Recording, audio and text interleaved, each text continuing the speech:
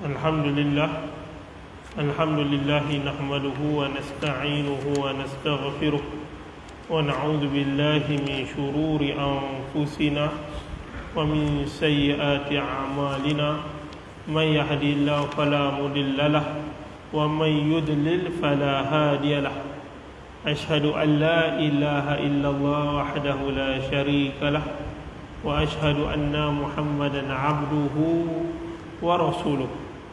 Wa nusalli wa nusallim ala hadzal nabiyil karim, amma ba'd. Qala Allah subhanahu wa ta'ala fil Qur'anil karim, iyyaka na'budu wa iyyaka nasta'in, ihdinas siratal mustaqim, siratal ladzina an'amta 'alaihim ghairil maghdubi 'alaihim waladdallin.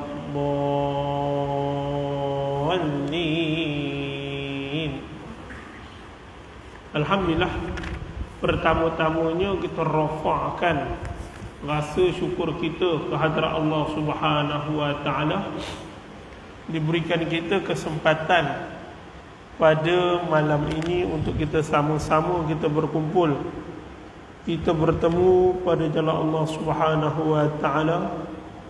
Yang saya hormati Tuan Imam, Tuan Bilal, Tuan Siak, ahli jawatan kuasa kaki tangan pegawai Masjid At-Taqwa Qaryah Kampung Parui, tuan-tuan, puan-puan, ibu-ibu, ayah-ayah, hadirin hadirat yang dirahmati Allah. Menyambung perbincangan kita menggunakan kitab Al-Fiqhul Manhaji Manhaj fi Syafi'i, juzuk yang ke-5, muka surat yang ke-16, tak silap saya. Betul ke ibu? Semua tak bawa kitab. Tak apa, kita buat pada muka surat yang ke-16. Manfaat berterusan. Manfaat berterusan. Jadi kita masih membincangkan tentang harta yang diwakafkan, iaitu yang disebut sebagai al-mawquf. Harta yang kita nak bagi tadi ni, mesti harta tadi tu macam mana keadaan dia. Bila Allah sebut lan tanabur hatta tunfiqu mimma tuhibbun, tidak akan mencapai satu tahap kebaktian sehingga kamu menginfakkan apa yang kamu sayang. Macam mana harta yang sayang tadi tu, macam mana yang nak diinfakkan bagi tujuan wakaf. Kalau kata nak sedekah biasa, cerita lain, dia tak ada masalah. Tapi kalau dalam cerita bab wakaf, dia ada kesempurnaannya di sana. Maka kita bincangkan sebelum tu tentang harta yang muayyin. Harta tu mesti tertentu. Yang kedua, milik pewakaf dia punya, pemilikan dia sempurna, milkul tam dia punya, dia tak boleh wakaf ke orang punya, tak boleh. Yang malam ni pula maksud dia yang ketiga, iaitu manfaat itu berterusan. Berterusan ini dinamakan jariah. Jariah ni mengalir je, tajri min tahtal anhar, dia mengalir je. Jadi sedekah yang mengalir ini, sedekahun jariah ini adalah kerana manfaat itu berterusan. Harta yang diwakafkan itu dapat digunakan berterusan, terus ya, boleh guna, dia tak ada masalah. Boleh guna bila-bila. Tidak sah wakaf makanan atau seumpamanya yang habis apabila digunakan untuk mendapat manfaatnya. Jadi dia kata tak boleh kita bagi satu makanan tadi ni, contoh kita bagi untuk tujuan makanan tadi tu, bagi habis lah. Jadi orang lepas next tu tak boleh. Tapi periuk ataupun bekas minuman tadi tu tak apa, boleh pula. Tapi periuk boleh pula.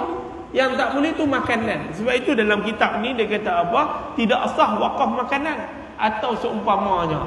Habis tu makanan ni kira lagu mana? Makanan ni kira sedekah. Dalam hadis dia sebut tentang ya ayuhan nas, wahai manusia, afsyus salam, sebarkan salam, wa at'imut ta'am, iaitu bagi makan ke orang, wassalatu wan nasu niyam, sembahyang ketika mana orang lain dalam keadaan tidur, tadkhulunal jannah bisalam, masuklah kamu ke dalam syurga dengan kesejahteraan. Jadi yang wa'at'imu ta'am ini memberi makan kepada orang itu sedekah. Dia ada duit lebih, dia nak bagi makan ke orang, boleh? Sebab itu tuan-tuan, kita ada duit lebih, jangan simpan, buat makan. Makan ni kena makan dulu. Kulu mimma razaqakumullahu halalan tayyibah. Makanlah apa yang direzekikan oleh Allah Subhanahu wa taala kepada kamu yang halal lagi baik. Allah suruh makan dulu. Ada duit, makan. Bila sebut perkataan rezeki, apa yang kita bayar? Rezeki, apa yang kita bayar? Duit. Semua orang sebut rezeki ya, duit, betul tak? Jarang orang nak kaitkan dengan kesihatan, jarang orang nak kaitkan dengan anak-anak, jarang. Biasa sebutnya rezeki, mesti duit. Betul tak? Jadi duit nak guna untuk apa dulu? Allah bagi tahu dalam Quran surah Al-Maidah ayat 88. Allah kata apa? Guna untuk apa dulu? Makan. Makan.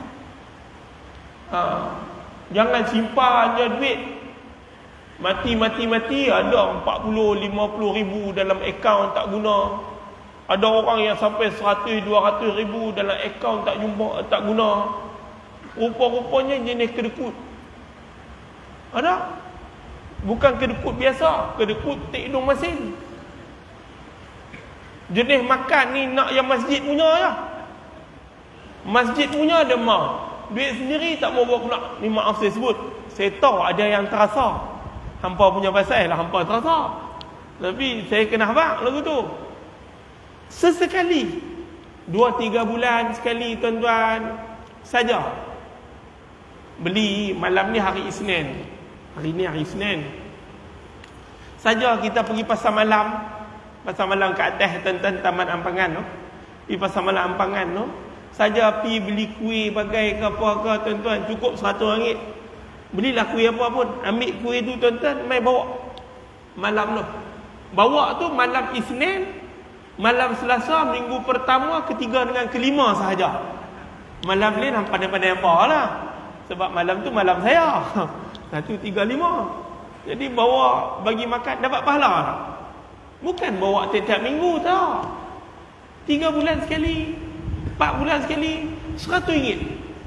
Tak besar. 100 ni tuan-tuan, kalau kumpul 3 bulan, sehari baru RM100. Tuan-tuan kumpul hari ni lah bulan 12, 4 hari bulan 12, 4 hari bulan 1, 4 hari bulan 2, 4 hari bulan 3. Cukup 100 hari, lebih kurang. Sehari kumpul RM100 lah.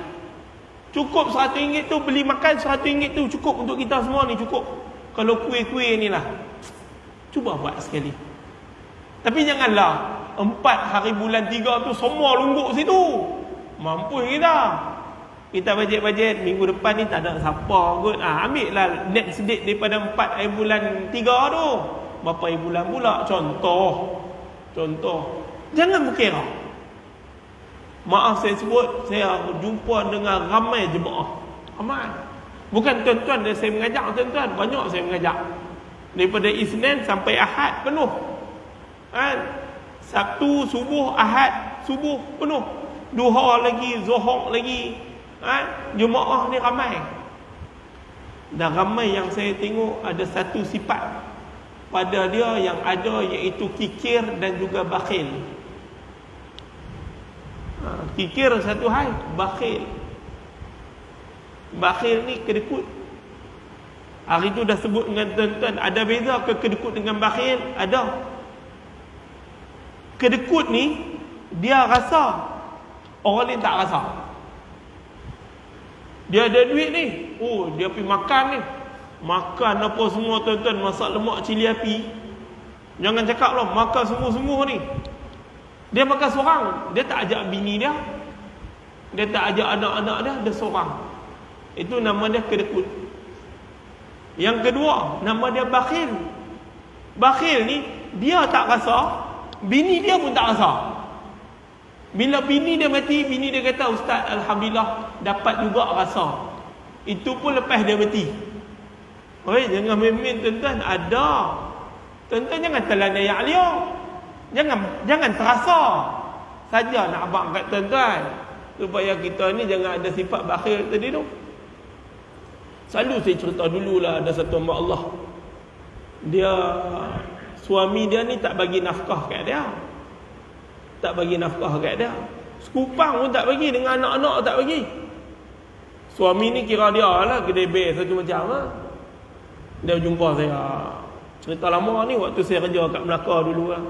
Dia kata, ustaz, suami tak bagi duit 10 sen pun tak bagi. Saya kata, itu lagu mana? Dia kata, tak tahulah ustaz, laki kerja apa, dia pun sebut kerja sekian. Saya kata, laki tu ada KWSP tu, kalau kerja sekian. Dia kata, betul. Saya pernah tengok slip gaji suami, dia ada tolak sur tu. Dia kata betul. Okey, sur tu dia kata betul.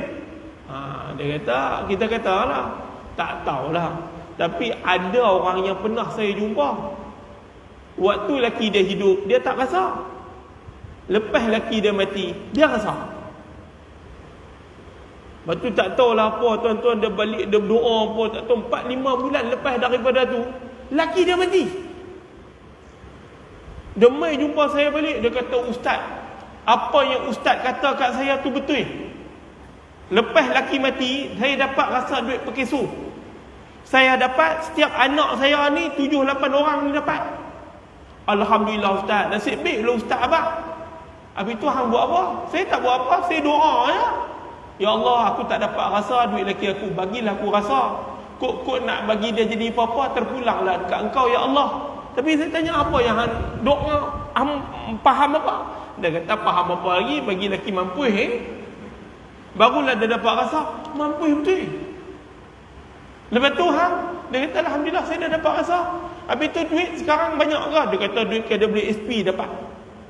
Dia kata beda dengan mak arwah, alhamdulillah lega. Mak arwah dengan ayah dia pun bagi kat saya lega. Yang kedua duit perkeso, dulu ingatkan tak dapat apa, lah dapat lah. Rupanya ustaz, rezekinya dapat bila dia mati baru dapat rasa. Lepas tu saya kata, tak apalah, saya cerita dengan puan, bukan supaya doa puan, no. Tapi saya pun sebab salah, sebab saya terberitahu dekat puan. Dia kata, kalau ustaz tak beritahu, saya pula tak doa. Kurang-kurang saya doa, lekaslah ajal suami saya tu, lekaslah saya dapat duit. Tuan-tuan hati-hati. Saya dah abang kat orang perempuan dah. Hak rekod ni pun ramai dengar dah. Kok balik ni dia doa, mampu tuan-tuan, aku tak tahu. Jadi tuan-tuan kena bagilah dekat anak bini tuan-tuan. Ni bukan, ni cerita betul ni tuan-tuan. Tuan-tuan, jadi janganlah bakhil. Jangan bakhil, bagi rasa. Saya tertarik ada satu video orang Indonesia. Dia kata, kalau saya dapat 10,000, kalau saya makan seorang, saya kenyang. Tapi kalau saya balik, saya bawa balik ke rumah saya dapat, isteri saya pun akan rasa juga.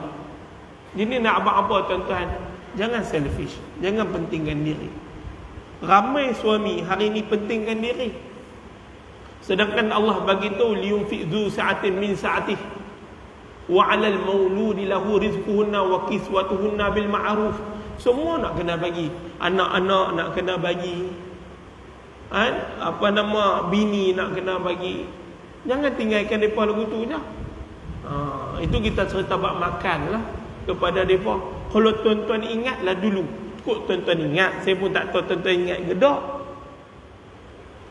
Nafkah isteri ni berapa munasabah nak diberikan pada kadar mazhab Syafi'i. Kita bincang dulu guna jilid 4. Kalau tuan-tuan ingat, jilid 4 ni lama dah. Jilid 4 ni kalau bab nafkah ni 2005, 2006, lama dulu dah. Kita mengaji tu 2005, 2006 bab nafkah. Kok tuan-tuan ingatlah. Tuan-tuan ingatlah, rasa macam tak ingatlah. Tak ingat dah. Muhur je ingat, saya pun tak ingat. Lagi tuan-tuan tak ingat. Tapi saya sentuh bab tu, jilid tu 2015 kot, 2016 begitulah. Ni cerita 7-8 tahun lepas. Kalau suami tu orang kaya, dia kena memastikan isteri tu dapat makan sekurang-kurangnya 2 cupok satu hari. Dan orang kaya, beras orang kaya tak sama dengan orang biasa. Kita ada 7, 10, 21. Betul kan? Zakat fitrah 7, 10, 21. Kan 7, 14 10 kot. Tuan-tuan ni macam nganggur pun tak, geleng pun tak, aku risau dah. 10 kot, 7, 10, 21. Main mana dapat 7? 7 ringgit tu dapat daripada keputusan Jawatan Kuasa Fatwa. 7 tu daripada mana? 7 tu daripada satu gantang Baghdad. Satu gantang Baghdad bersamaan dengan 2.7 kilo. 2.7 kilo bersamaan dengan 7 ringgit. Satu gantang Baghdad bersamaan dengan 4 cupak. Satu cupak RM1.75 pada kadar bayaran fidyah. Bermaksud kalau bini tu kaya, dia tak dapatlah RM1.75 kali 2 cupak, tak dapat. Sebab itu beras orang miskin, orang biasa, orang fakir. Dia kena dapat beras, harga beras mati. Jadi beras mati kita RM21. Satu gantang lah, bahagi dengan 4 cupak, bersamaan dengan RM5.25. Kalau 2 cupak, dia kena dapat RM10 5 kupang. Tu orang kaya. Habis tu orang kaya Ustaz kami. Kalau tuan-tuan ni sederhana, kalau tengok muka tuan-tuan ni sederhana dan kaya lah. Tengok muka lah. Tengok muka pun tahu dah, muka belagak. Muka belagak, betul. Jenis belagak satu macam. Jalan pun apa orang ni sembilan kata apa, jobo. Jobo satu macam. Masuk simpang signal pun tak bagi. Gila tu. Punyalah jobo macam nyawa tu, memang dia boleh jual beli. Apalah tuan-tuan, kita daripada Mafah ni mai nak ke sini, nak simpang masuk masjid, signal kanan. Had belah sana mai dah hentam tuan-tuan. Satu macam berapa banyak dah kes kita kena hentam. Sebab nak masuk simpang sekolah tu berapa banyak? Banyak tuan-tuan. Budak lah, orang tua lah. Signal ada. Signal ni bukan kena bayar pun. Kalau tweet naik motor tu tak kena bayar pun. Bukan payah pun, tekan je. Tuan-tuan, ini tak mau tekan, belagak satu macam. Hari tu nak kena dah. Dia boleh stop pula depan tu. Dia boleh stop pula pandang kereta tu. Amboi, dia punya jobo satu macam lah. Wah, saya jadi terkejut. Sebab saya belakang dia. Saya duduk belakang dia. Saya kata orang tua ni betul. Ada orang tua dalam tu? Ada. Saya rasa ada kot. Tapi saya tak perasan lah nombor pelik apa. Mak dia parking depan tu. Jadi yang orang dia tu, orang depan ni parking depan ni. Satu saya tak tahulah siapa ada tu. Tak perasan sangat muka ada. Tapi jangan dalam tu tuan-tuan. Punyalah act satu macam, signal tak mau bagi. Kalau tuan-tuan daripada sana, signal tak bagi belah kiri, boleh tahan. Sebab tentu tuan-tuan duduk belah kiri. Bolehlah pejam mata sikit. Ini kita daripada sana nak ke kanan, nak masuk simpang masjid. Jangan buat lagu tu. Jaga keselamatan. Ini nasihat saya. Jaga keselamatan. Sama juga dengan simpang 3 tu, jambatan tu. Simpang 3 tu pun sama. Dan lah tuan-tuan helmet tak pakai. Saya tak tahu tuan-tuan ni kepala keras ke apa ke, saya tak tahu. Pelik. Saya satu-satunya tempat dalam Seremban yang saya pelik, Kampung Sentosa ni yang saya pelik, Mafah ni. Tempat lain saya tak pelik. Tempat lain mereka pergi mana-mana, mereka pakai topi. Mereka tahu kepala mereka tu lembut. Tapi mai Kampung Sentosa ni, daripada ujung ni sampai ujung sana, sampai nak naik simpang Matahari Haid tu, kepala keras. Tak tahu lah lagu mana. Tak tahu nak mengata pun tak boleh. Tuan-tuan duduk depan saya. Tuan-tuan takut tuan-tuan cucuk tayar kereta aku, mampus pula. Tapi nak bak lagu tu lah, kepala kita bukan keras mana sangat pun. Kalau tahan tu mampus kita. Mampus. Kepala tu kena lah jaga sikit. Ini nasihat saya. Kok tuan-tuan tak mau dengar nasihat saya tu, saya tak tahulah. Belum jadi kat kita tak apa. Kalau jadi, siapa nak jaga kita kat hospital? Siapa nak jaga kita? Yang kedua, pakai kem lekat tu, spender mau pakai. Ni dah banyak kali dah insiden spender tak pakai. Mampus aku nak kena tutup pula. Nak kena selak. Jangan tuan-tuan. Ada. Dah lah tuan-tuan naik motor. Kalau kata naik motor skuter tu boleh tahan. Dia jatuh tu terkapit lagi. Ini naik motor EA5. Jatuh-jatuh terkangkang.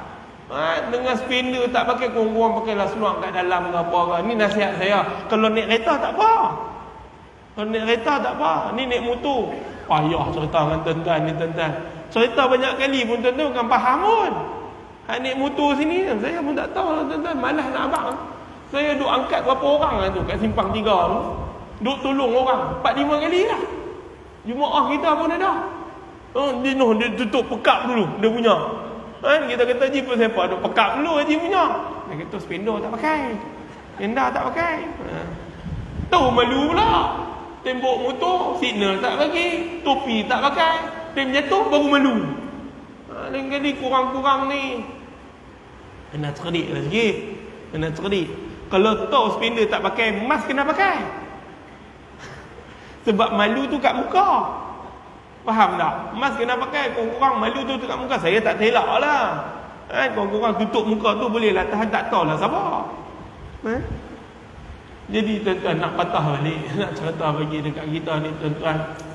Kalau orang yang sederhana macam kita ni lah, sederhana, 1 cupak setengah. 1 cupak setengah ni kita kata kalau yang sederhana ni RM10, bermaksud RM2.5 lah. RM2.5. Lebih kurang RM5 lah. Kita kata lagu tu lah, habis buang RM5 lah. Itu bagi kat isteri yang sederhana. Tapi kalau hak biasa tu RM3.5 lah. Apa nama 1 cupak RM1.75. Itu pun nak makan apa RM1.75. Nak makan apa saya pun tak tahu. Lauk pauk sama juga. Lauk pauk orang kaya lain, lauk pauk orang sederhana lain, lauk pauk orang fakir lain. Dulu orang kata orang fakir ni makan ikan temenung. Lah, ikan temenung pun mahal. Kita tengok harga ikan temenung, kita pun temenung. Dulu, saya tak kata orang, saya kata saya, kalau kata dulu makan laksa ikan sekok RM5. Walau balik Kedah ni tuan-tuan, laksa ikan sekok RM5. Lah tak dapat dah, laksa ikan sekok RM5. Sekok RM8. Laksa, kalau saja je RM5. Ikan sekok tambah RM3. Ikan temenung. Gila kita tengok Ji. Biar betul ni ikan temenung kita. Nak makan laksa tu punya temenung. Itu tak kira pagi. Saya dengan ayah saya suka makan lempeng, ikan sekok. Ikan sekok pun kat RM2 lebih. RM2 dia tengok besar mana. Dulu tuan-tuan, sekok tu kalau tuan-tuan beli sekilo, bawa balik ni, sebulan pun boleh tentu habis lagi. Ikan temenung orang tak mau. Lah berapa? Tuan-tuan, ikan caru dulu tak ada orang nak makan tuan-tuan. Ikan caru ni sama level dengan kucing. Ikan caru tu, ikan caru. Orang kampung saya panggil ikan jaket. Ikan jaket. Oh, dia punya belagak satu macam. Nak makan dia kena buka jaket dulu, baru boleh makan dia. Ikan kembung, ikan caru tu makan sekali dengan dia punya kulit dah. Tak kisah sangat. Ikan jaket. Dulu ikan jaket ni bagi kucing makan. Lah, kita beli ikan jaket belah belakang. Harga ikan jaket belah belakang berapa ringgit? RM8. Kucing dengan kita sama level sekarang. Sama makan ikan. Oh tuan-tuan, tak boleh kata tu tak kira ikan sardin. Jadi lauk pauk pun ikut uruf kawasan tersebut. Itu baru buat nafkah. Jadi itu buat makan. Bagilah bini makan sedap-sedap sikit ke apa ke. Itulah. Itu nasihat saya. Kalau tuan-tuan tak mau dengar, terpulanglah. Terpulanglah buat makan ni. Sebab dalam Quran ni cerita buat makan cukup banyak. Kita je tak perasan. Kulu. Tadi Al-Ma'idah ayat 88. Dalam surah Al-Baqarah ayat 168. Ya ayuhan nas, kulu mimma fil ardi halalan tayyiba wa la tattabi'u khutuwati syaitan innahu lakum aduwwum mubin. Allah dalam Quran ni buat makan lagi. Wahai manusia, makan atas muka bumi Allah yang halal lagi baik. Makan lagi.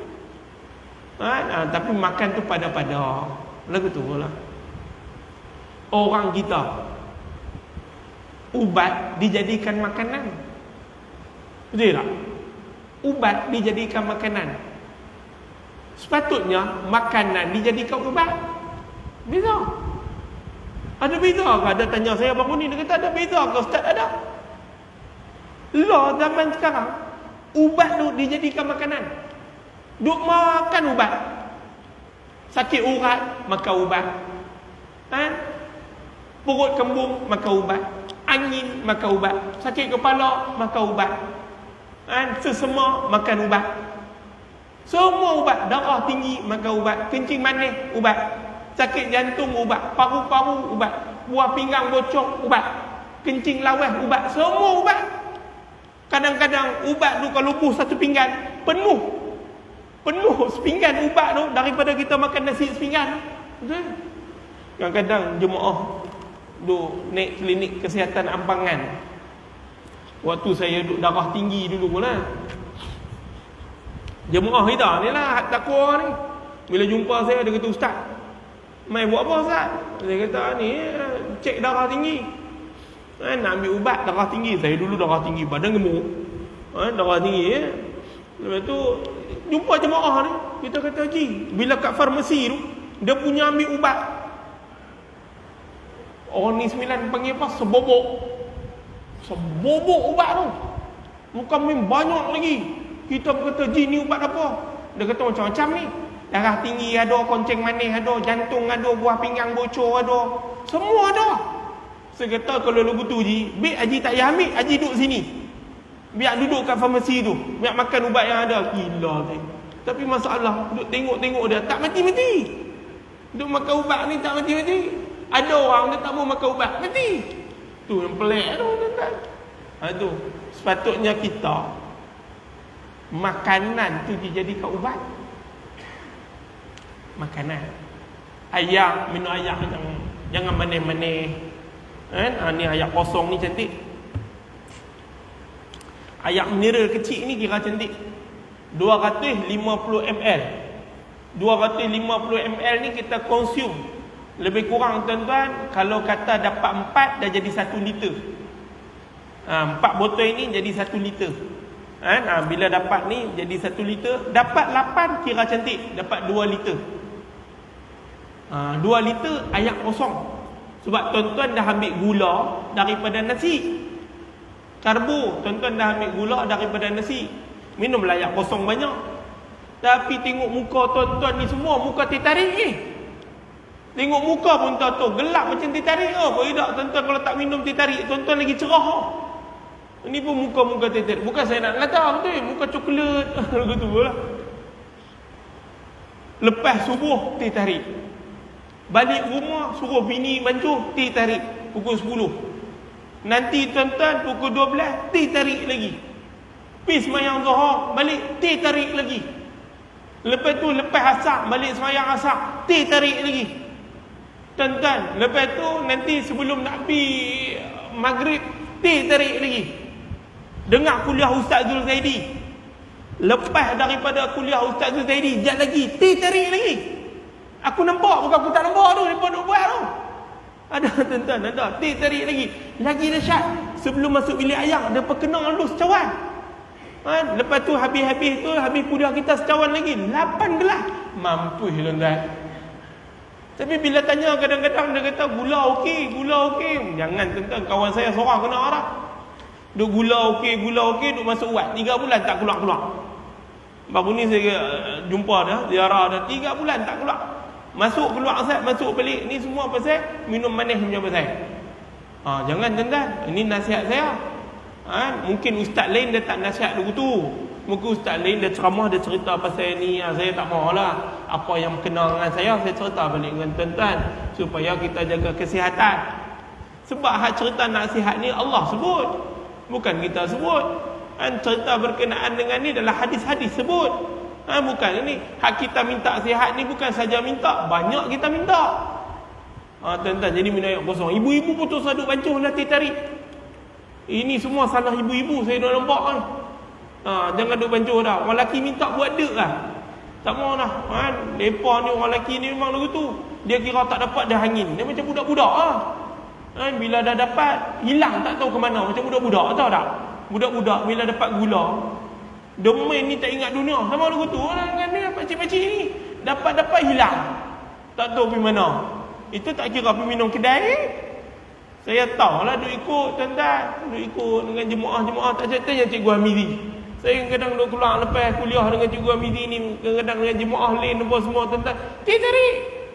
Cikgu Mizi, dulu kami duduk makan kat tebing. Orang tua-tua ni semua teh tarik, kopi tarik. Dia punya siap cakap lagi. Kau. Tarik tu lebih sikit. Dia kata, bagi berbuih sikit. Belagak. Dia kata, kalau tak berbuih, dia hantar balik. Nak kena bagi buih juga. Belagak saja macam. Tuan-tuan, jangan. Ini nasihat saya. Nasihat ni tak ada bayaran. Tapi saya nasihat ni daripada hati kecil saya. Sebab kesian tengok orang tua-tua lah.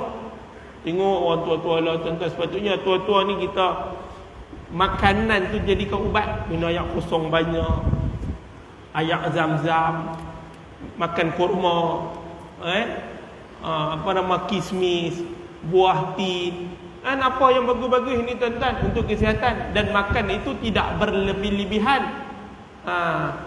Kulu washrabu, Allah sebut dalam Quran, makan dan minum. Wala tusrifu, jangan berlebih-lebih.